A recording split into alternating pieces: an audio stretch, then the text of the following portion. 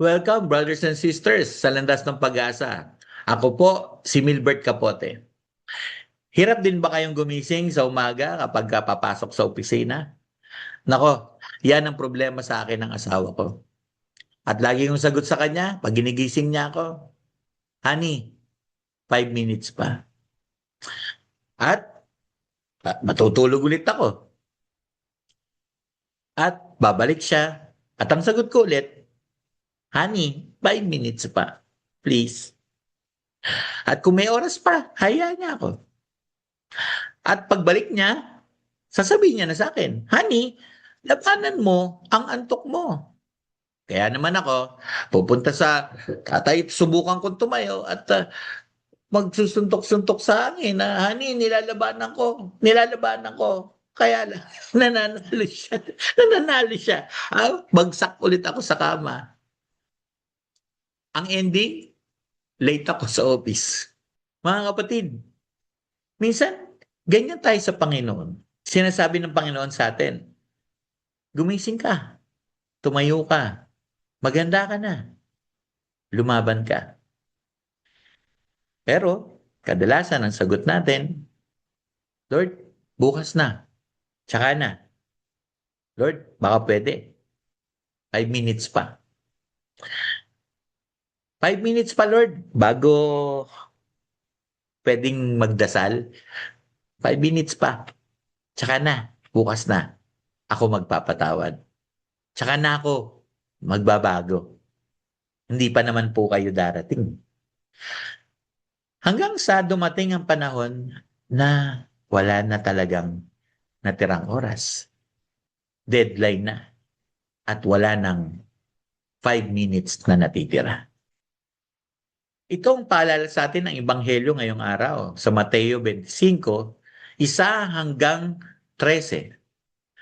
Na kung saan ang 10 dalaga ay naghihintay sa pagdating ng nobyo. 5 sa kanila ay matalino sapagkat sila ay naghanda ng langis. Samantalang ang iba naman ay hindi naghanda.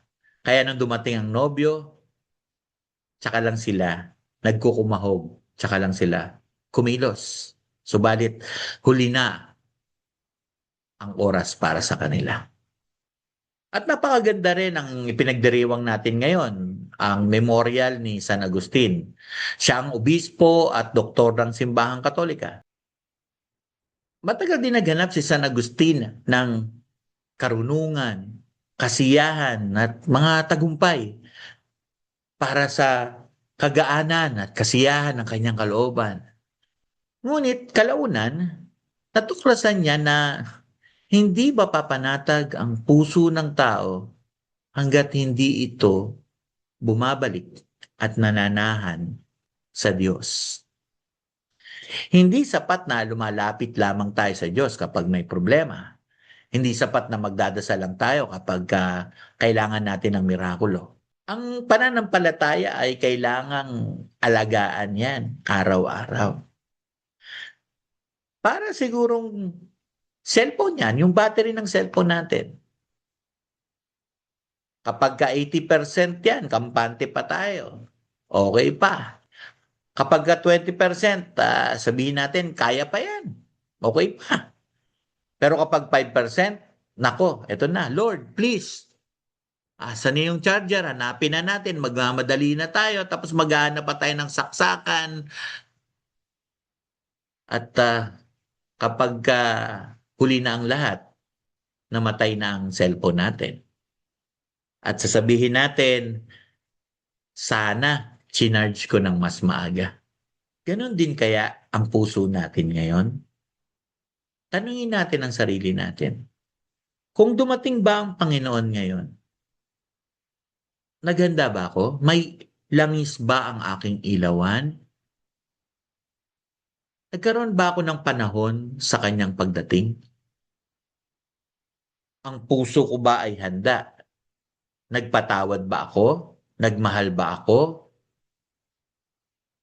O baka naman ang sabi ko sa sarili ko ay tsaka na lang, bukas na lang, Lord.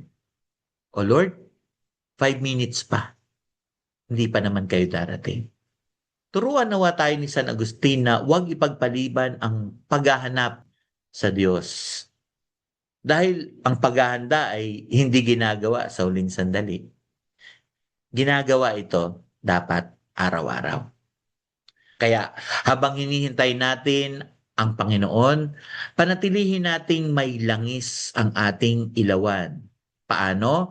Sa paggawa ng mabuti, pagsunod sa Panginoon, pagpapatawad, pagmamahal, unahin ng Diyos. Mahalin natin ang kapwa at ang ating sarili. At sana, kapag tinawag tayo ng Panginoon, sana hindi niya marinig na sabihin natin na, Lord, pwede ba 5 minutes pa? Dahil sa pagkakataong yon, mga kapatid, wala nang extension. Kaya habang may panahon, siguraduhin natin na may langis tayo. Magdasal tayo, magserbisyo sa kapwa, magbalik loob, magpatawad, at magmahal ng tunay. Panatilihin na may langis ang ilawan natin, ang ilawan ng ating buhay. Amen. Mga kapatid, kung kayo ay na-bless ng pagninilay na ito, paki-like, subscribe, at share naman po para kayo mismo ay maging pag-asa sa iba. Salamat po.